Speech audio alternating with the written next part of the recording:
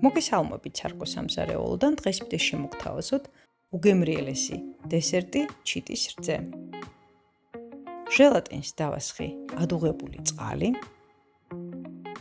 არაჟანს დავუმატე შაქრის ფხვნილი, შესკელებული რძე, ავთქვიფე, შემდეგ დავუმატე ჟელატინი და გადავიტანე სასურველ ჭურჭელში. ჟელატინს დავასხი ცხელი წყალი, შაქრის ფხვნილს დავუმატე კაკაო, ვანილი, შესკელებული რძე და არაჟანი. ბოლოს კი დავუმატე ჟელატინი.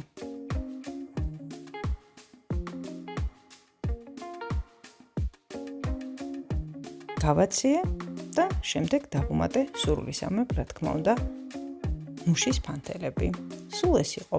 გამოვიდა უგემრიელესი, რეცეპტს ხილავთ აღწერილობაში, მე კი ამით დაგიმშვიდობებით.